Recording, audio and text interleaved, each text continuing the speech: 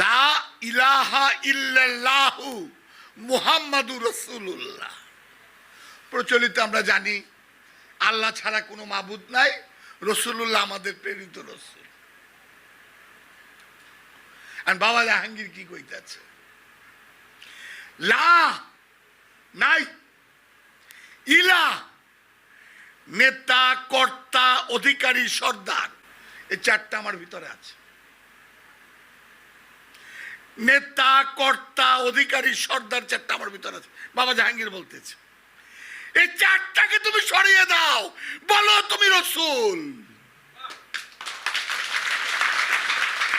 কিচ্ছু না, দর্শন একটু। বাবা জাহাঙ্গীরের বই পড়বে, ভুল করেন না আপনারা। একটি বই 15 বার পড়েন। না কিছু বুঝলে, নিজের সংশোধন না আসলে আমারে সবার সামনে জুতা পিটা করবেন। একটি বই পড়েন। বাবা জাহাঙ্গীর বারবার বলতো, আমারে জানতে বুঝতে চাও, আমার বইগুলি পড়ো। এই কানার দলেরা, আমার বইগুলি পড়া বুঝোস না আমি কি? আমার নাম বলে নাই। এখানে যতগুলা লোক আসছে তার 90% লোক বাবা জাহাঙ্গীরের বই নতুবা ওয়াজ শুনে আসছে। বাবা বলতেছে আমার বইগুলো আমার আয়না, আমার প্রতিচ্ছবি, আমার প্রতিবিম্ব। নজরুলের ঝাঁকড়া চুল দিয়ে আর চিনা যায় না, তার রচনা দিয়ে চিনা যায়। রবীন্দ্রনাথ ঠাকুরেও তার দাড়ি মোচ চুল দেখে চিনা যায় না, তার রচনা দিয়ে চিনা যায়। ঠিক তেমন বাবা জাহাঙ্গীরের চিনতে হইলে বাবা জাহাঙ্গীরের রচনাটা চিনতে হবে।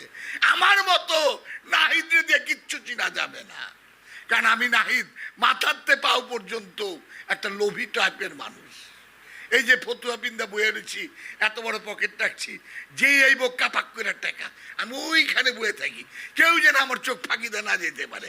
দেখা হইলে তো টাকা দিতে হইব, আর আমি অমনি ঢুকে হেলে পকেটে টাকা লেগে।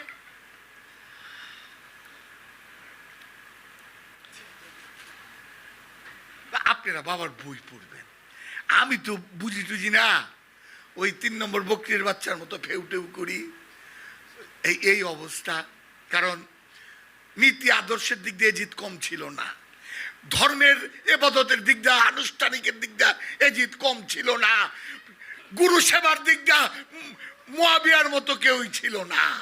প্রেম নাই, প্রেম নাই, আর প্রেম ছাড়া বাবা জাহাঙ্গীরকে স্পর্শ করা যাবে না। আমি এমনি বললাম দয়াল বাবা জাহাঙ্গীর, দয়াল বাবা জাহাঙ্গীর, দয়াল বাবা জাহাঙ্গীর। এই আমার ক্ষমা দৃষ্টিতে দেখে